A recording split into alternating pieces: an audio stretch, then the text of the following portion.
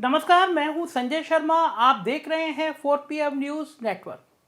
आज मैं बात इस देश को बचाने की करने वाला हूं। कौन सी वजह है जो आपकी जिम्मेदारी से ये मुल्क बच सकता है? कौन सी वजह है जिसके कारण हमारा लोकतंत्र बच सकता है? आज इन मुद्दे पर बातचीत। शुरुआत में मेरे मन को छूने वाली साहिर लुधियानवी की कुछ लाइनों से करना चाहूँगा। सबने सुना होगा ये लाइनें, मैं आपको बस याद दिला रहा हूँ। मौजूदा दौर की वजह से याद दिला रहा हूँ, लोकतंत्र को बचाने की वजह से याद दिला रहा हूँ। वो सुबह कभी तो आएगी।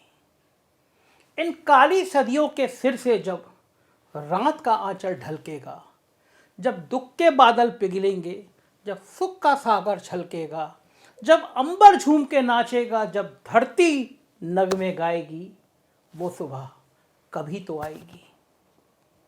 जिस सुबह की खातिर जुग जुग से हम सब मर मर कर जीते हैं, जिस सुबह के अमृत की धुन में हम जहर के प्याले पीते हैं, इन भूखी प्यासी रूह पर एक दिन तो करम फरमाएगी, वो सुबह कभी तो आएगी।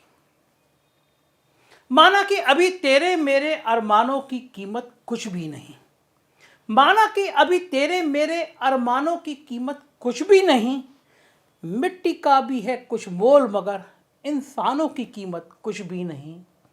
इंसानों की इज्जत जब झूठे सिक्कों में ना तोड़ी जाएगी, वो सुबह कभी तो आएगी। दौलत के लिए जब औरत की इस्मत को ना बेचा जाएगा, दौलत के लिए जब औरत की इस्मत को ना बेचा जाएगा, चाहत को ना कुचला जाएगा, गैरत को ना बेचा जाएगा, अपने काले करतूतों पर जब ये दुनिया शर्माएगी, वो सुबह कभी तो आएगी। बीतेंगे कभी तो दिन आखिर ये भूख के और बेकारी के, बीतेंगे कभी तो दिन आखिर ये भूख के और बेकारी के, टूटेंगे कभी तो बुत आखिर दौलत की इजारादारी के, जब एक अनोखी दुनिया की बुनियाद उठाई जाएगी, वो सुबह कभी तो आएगी। मजबूर बुढ़ापा जब सूनी राह के धूल ना फाकेगा, मजबूर बुढ़ापा जब सूनी राहों के धूल ना फाकेगा, मासूम लड़कपन जब गंदी गलियों से भीख ना मांगेगा, हक मांगने वालों को जिस दिन सूली ना दिखाई जाएगी, वो सुबह कभी तो आएगी।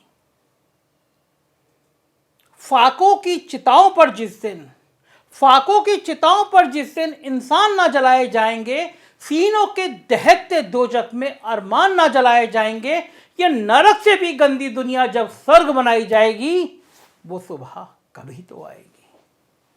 और वो सुबह कब आएगी? मेरा और आपका दोनों का सवाल होगा कि इस मुल्क में, इस स्थिति में, इन हालातों में वो सुबह कब आएगी?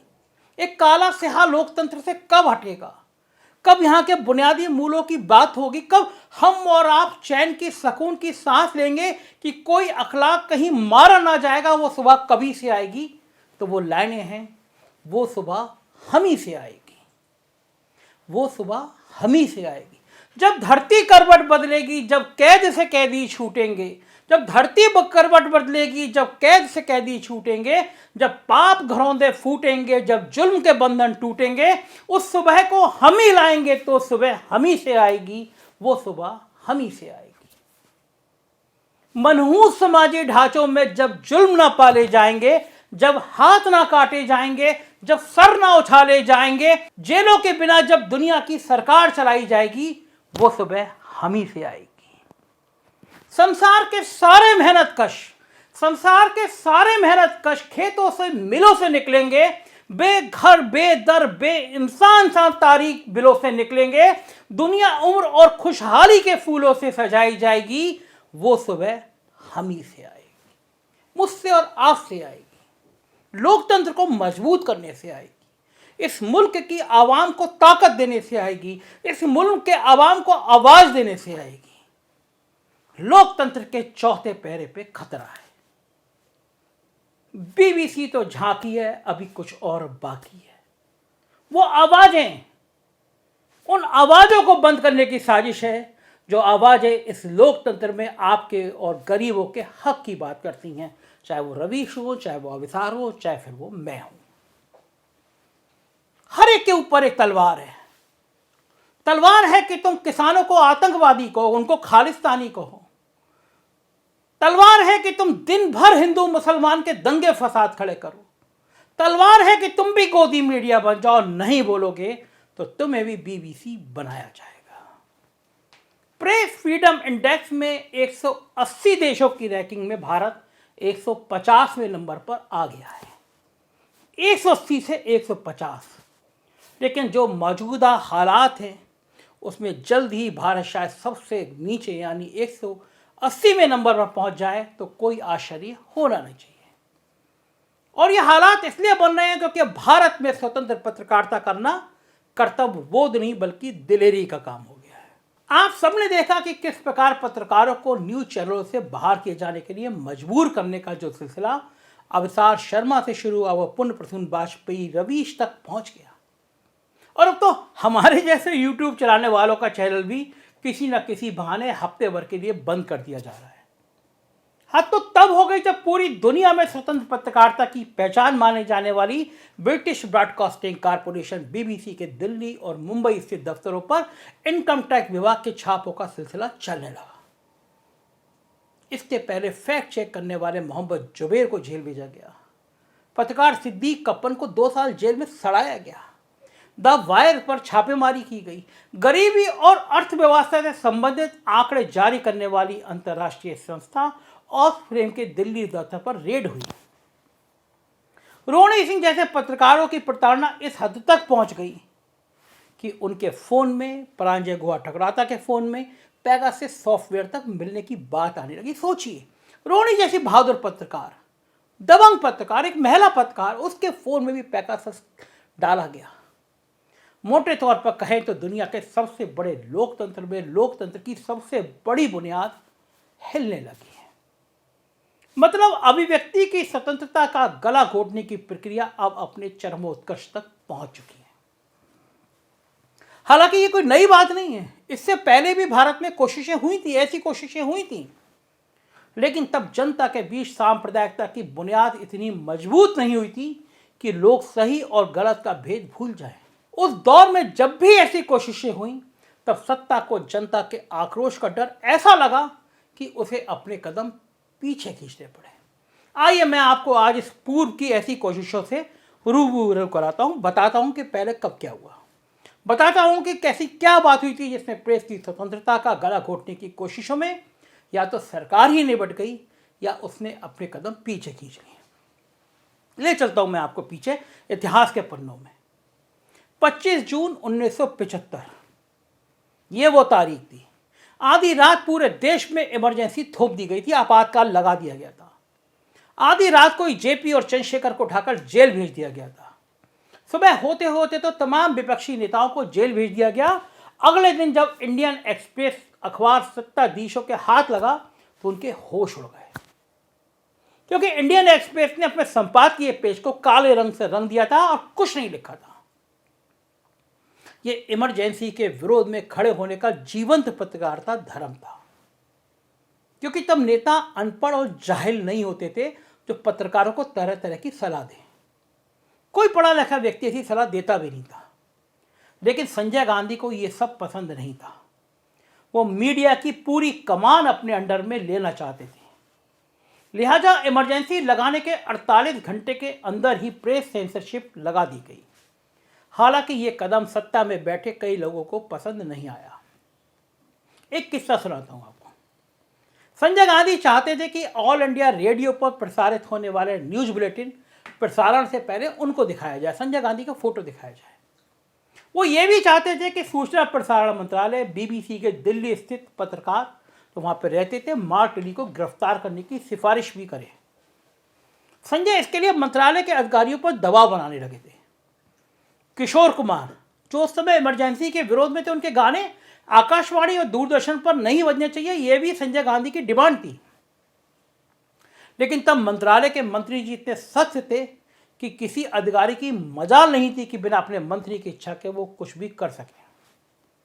दरअसल मंत्री जी का रौब इतना था कि उनके डिपार्टमेंट के लोग प्रधानमंत्री की भी ना सुने। ऐसे में भला प्रधानमंत्री के साहबजादे की क्या औकात थी। ऐसे में एक दिन संजय गांधी सूचना प्रसारण मंत्री इंद्र कुमार गुजराल के घर धमक गए। उनसे अपनी तीनों मांगों को लेकर दबाव बनाने लगे।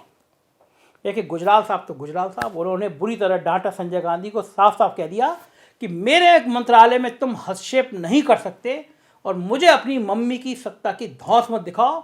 मेरे और तुम्हारी मम्मी की पहचान तब से है जब से तुम पैदा भी नहीं हुए थे। इसके बाद संजय गांधी गुस्से में वहां चले गए और फिर इंदिरा गांधी ने गुजराल साहब को बुलाकर संजय की जिद मानने को सलाह दी, लेकिन गुजराल साहब ने सीधे अपना इस्तीफा लेकर मैडम को थमा दिया। उसके बाद विद्याचरण शुक्ल को सूचना प्रसारण मंत्री बनाया गया और फिर सब जानते हैं कि मार्टली की गिरफ्तारी वाली बात को छोड़कर संजय गांधी की सारी बातें शुक्ल जी ने मान ली। न्यूज बुलेटिन उन्हें दिखाए जाने लगे, किशोर कुमार के गाने बजने बंद हो गए, इस तरह की तमाम बातें होने लगी। लेकिन इसका नतीजा क्या हुआ? वही हुआ जो जनता ने चाहा।